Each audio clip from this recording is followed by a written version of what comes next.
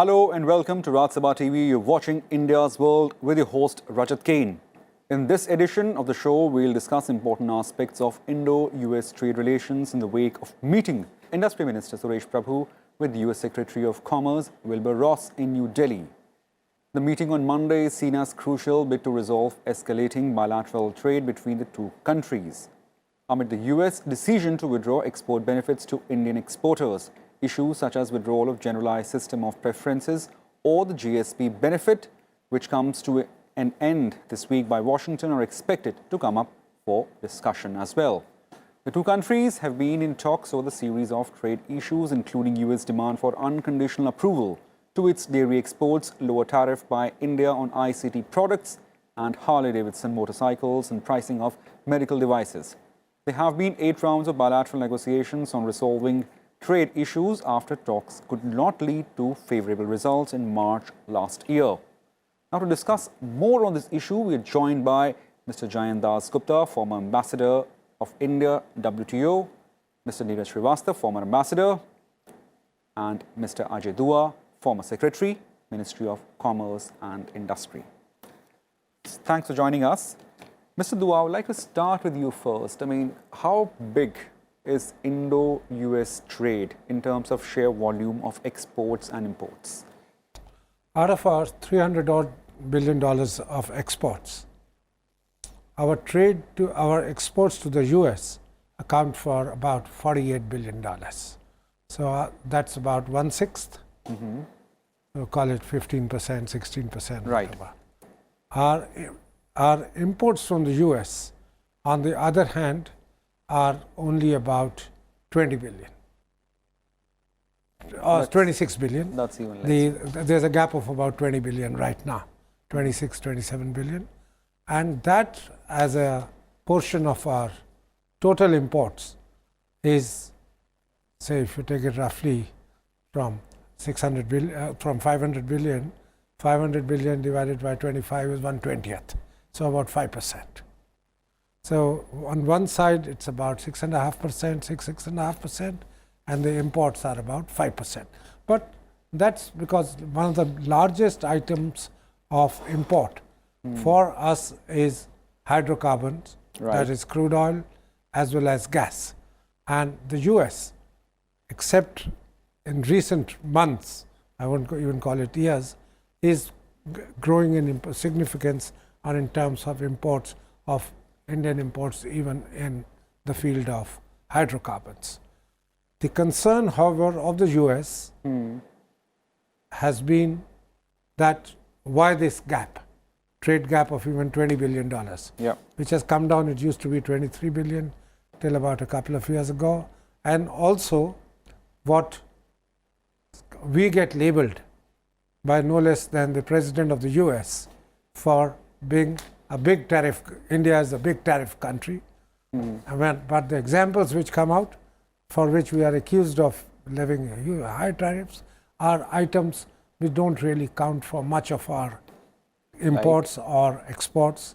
The US now has cited, as you did mention in your introductory, Harley-Davidson. Last year's import 700 bikes. Okay. That doesn't count for too much. Import of ICT products and the import of medical devices, rather than the duties we get accused of, a price cap in the selling price cap which has been devised in India of those. And we've in turn been penalized by levying duty on us on steel and aluminum products, which has been made effective, whereas when we were to respond and we had identified 29 such items, we've been deferring our levy of imposition becoming effective, because the US has thrown in another kind of, I would say, let me not call it a spoiler, because that's something autonomous. US has the choice of it, or withdrawing over 50-year-old tradition of giving India preference in this GSP scheme of things.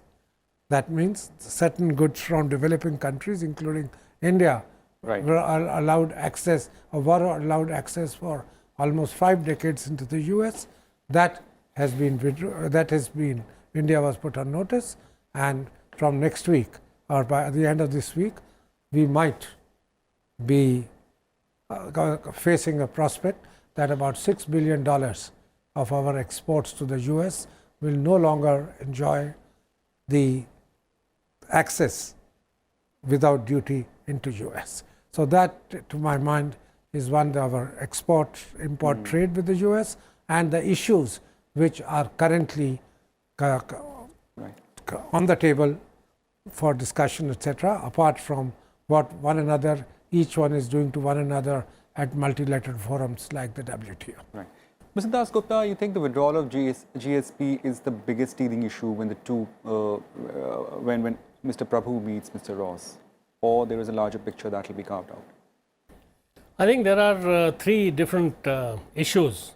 The first one is the imminent withdrawal of the GSP, for which we have been put under notice, and it is pending at the level of the President for signing.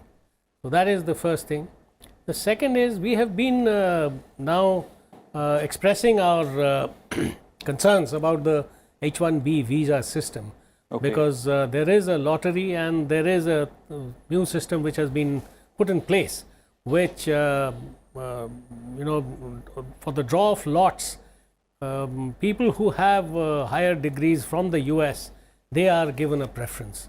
And in the case of many of our engineers who go to the US on H-1B visas, they don't really have postgraduate or doctoral degrees. So it affects them, their chances of getting a visa. The third issue is the larger context of the US pushing for graduation of certain developing countries from the fold of, from the self-designation of developing country from the WTO. Right. Now that is also in the background, and that is likely to be discussed also between the two ministers, Mr. Wilbur Ross and Honorable Mr. Suresh Prabhu. Right. Mr. Srivastava, I mean, the withdrawal of the GSP, how much it will impact the exports? I'm just introducing to our guest as to what are the ramifications of the GSP and how much it will impact if that goes through as it is fairly imminent by the end of this week, unless it's negotiated and it's further. Right. Well, the value of the Indian exports which will be affected if this is withdrawn is around $5 billion. Okay. Which is in percentage terms of our exports is not a very high percentage. So while it would be painful for small exporters,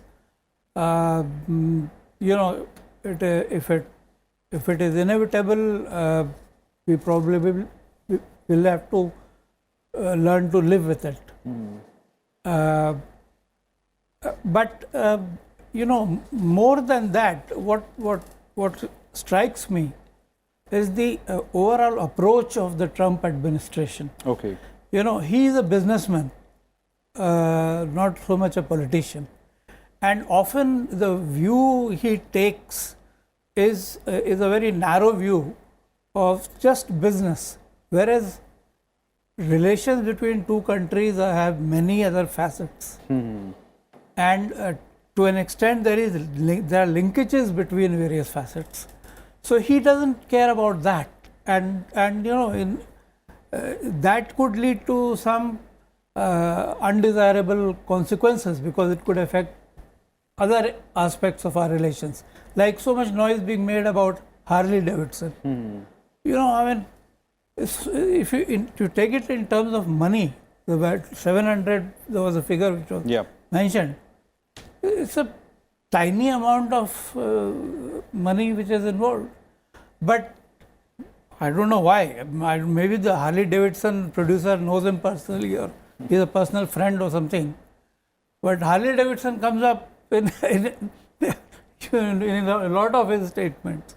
That is just one example of taking a rather narrow view of relations. I think a broader view should be taken. There should be give and take. You cannot completely balance your trade with each country, completely balance. There will be deficits, there will be surpluses. But then what usually countries do is that, there are other aspects of relations. If you give something in one area, you get it back in another area. And, it has to be done in the spirit of mutual accommodation. And the overall context is always political.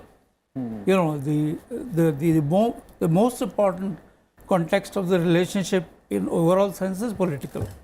So I hope that Mr. Trump and his trade USTR, they take a broader view and not a narrow view of relations. Right. Mr. Dua, talking of the GSP, just one last thing, given, as you mentioned, that the trade ties between the two countries given less, but that also has a flip side that there is an immense potential the two countries can explore. So in the longer run, the removal of the GSP, how will it impact the exports? For today, it may be lesser, as Mr. Srivastava mentioned that possibly it may impact very less smaller exporters, but as we grow in terms of trade, will it have a larger ramifications? I'm not sure if it would. The reason being, one, the volume of our exports to the US, which were attracting the preference, that has over time been coming down. At one point of time, those were important for us. Second, let's accept it. We are no longer a third, a least developed country from a third world or an emerging country. We have, in a number of items, developed our own prowess, our own competitiveness.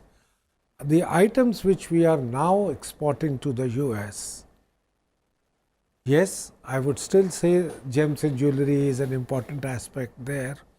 The important aspects are, but equally important are some engineering goods and the other kind of products which are finished goods, which as such were not attracting the GSP. We have to become more competitive in the items which the US is increasingly going to be needing and where the competition is less. Many countries of the world are behind us in terms of per capita income or their ability to need special support for their own people, whether it's employment, poverty reduction, etc. So I think moving forward, we could do away with it, but we have protested. If we get some extension in time, then it's not just a 3-month notice, but a little longer, which would help exporters of these items. But on the whole, $5 to $6 billion out of $48 billion is less than 6%. We're already there. Or let me not say 6%, 8 or 9%. It's not too much, and it would have over time in any case reduced.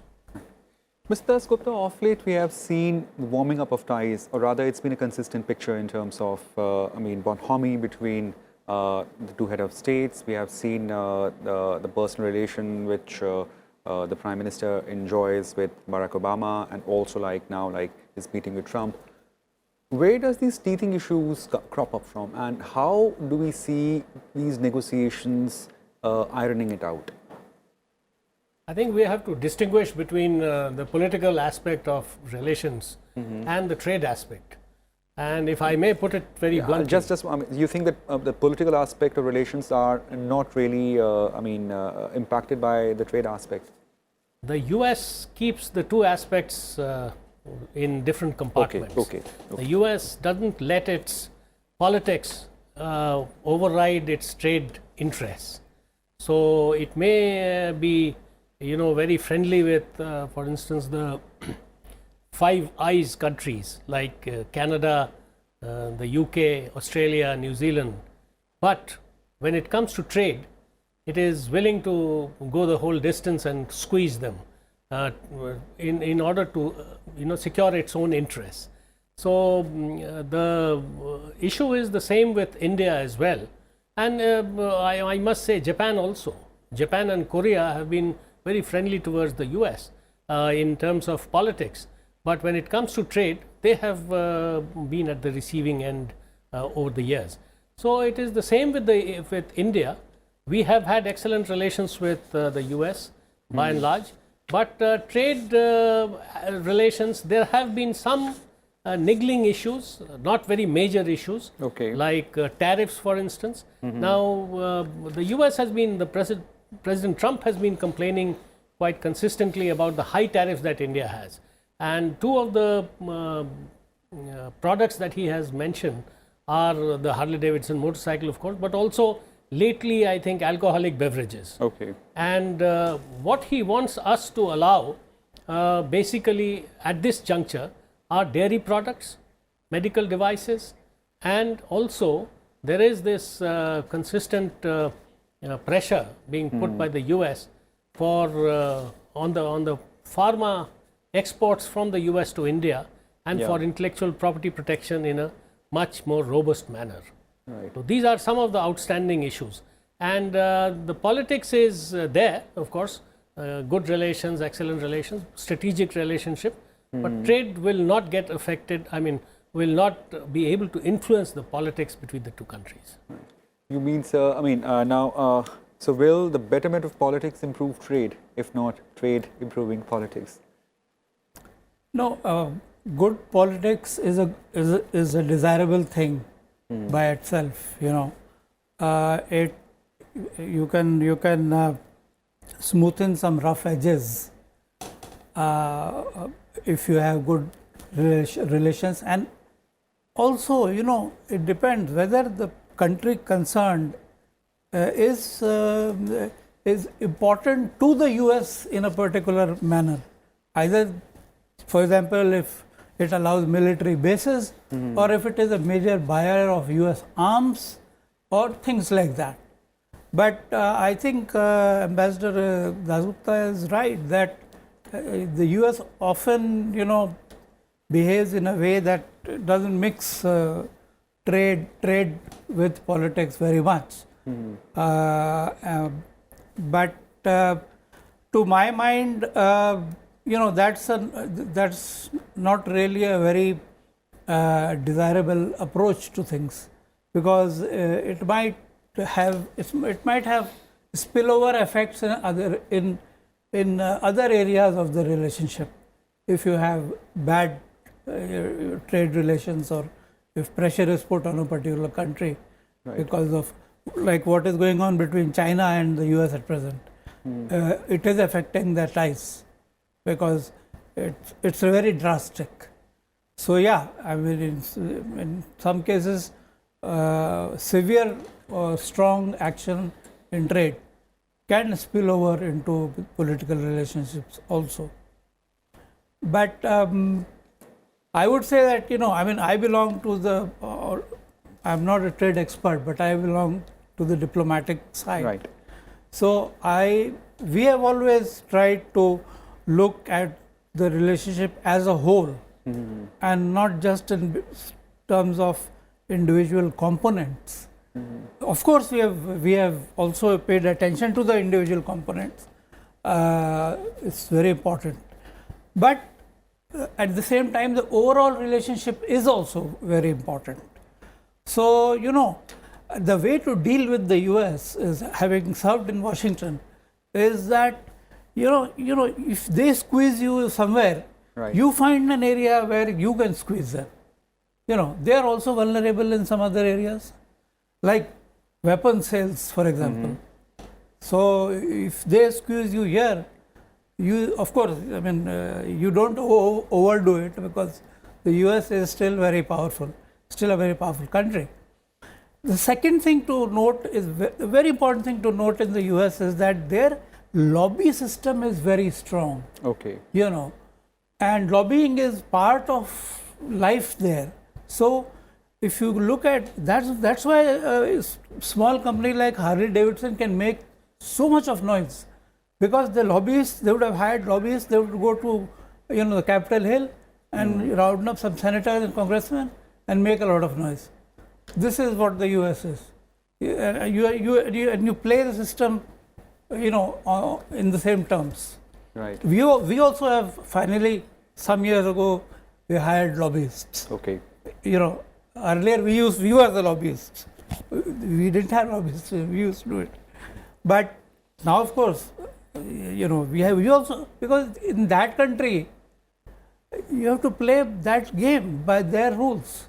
And there's a line beyond which a diplomat will not go cross, which a lobbyist can cross, Right. So that's how that system is played, So, Mr. Dua, as this meeting, Suresh Prabhu and Mr. Ross, so would they be just talks confined to the trade, or do we see a slice of diplomacy as well over there? Of course, when the two commerce ministers meet, they would be assisted by diplomats on both the sides, as well as by their trade specialists. But at a ministerial level, that's always the picture. The US Secretary of State, Mr. Pompeo, was here only a few days ago, and at that point of time, our foreign minister, one of the issues raised by her with her counterpart from the US was about the sanctions on Iran, who for us is a big source of hydrocarbons, big source of crude oil. And the foreign minister did mention to Mr. Pompeo that, look, we need time to look for alternate sources, and that Iran for us has been our source of energy for a long time. So the diplomacy has trade as an aspect. Trade certainly would also have diplomacy. When today the two trade ministers probably have already met this afternoon, or early this morning. The point is with the US, trade, business forms an important constituent of their relationship with the country. But at the end of the day, they also need allies. They also need to have, and increasingly, they need allies like India, particularly now that with China they have some friction. And the friction with China is not merely trade. As we all know, South China Sea issue, and there are other kinds of issues with China also, right, which are important. So they would like to go up to a point with India, and India would do well to concede the minor points. And I would come back to it saying things like Harley-Davidson, if politically it is important to Mr. Trump. And where did he say India is a country of big tariffs? On the 28th of April, just now again. Yeah. That is, he is addressing a Republican conclave in Wisconsin. So there, his constituents want to hear that. So right, he's talked about all these three items: ICT, Harley-Davidson, as well as medical devices. So the point I'm just trying to make is it's not easy at that level to kind of separate the two things completely. Right. One does impinge on the other, but in the case of the US, I totally go along with what Jayant mentioned. In the US, trade is a very important constituent which may not be with many other countries of the world. Right. Now, the US would like us to deal with buying more shale gas from them, because they have it, and unless countries like India, China, Japan import shale gas, the shale producers of right, southern US, the Canada border, those states are going to be unhappy with him. He has to worry about continuing sales of aircrafts to, whether it's Boeing or any other, even military aircraft. He would like this to happen. Right. Constituent pleasing, as well as employment creation and strategic kind of import-export trade. So the two are important by themselves, but equally important is the interaction which foreign relations and trade have on one another. Right, right. Thank you, gentlemen, for joining us and throwing light on this important issue. The trade is important between the two countries, and these round of conversations or meeting between US Commerce Secretary and Union Minister of India, Mr. Suresh Prabhu, will see the relations between the two countries following it a good light. For feedback and suggestions, you can write us to indiasworld.feedback@gmail.com, or you can also tweet us using a handle @RajSabha TV. Thanks for watching India's World.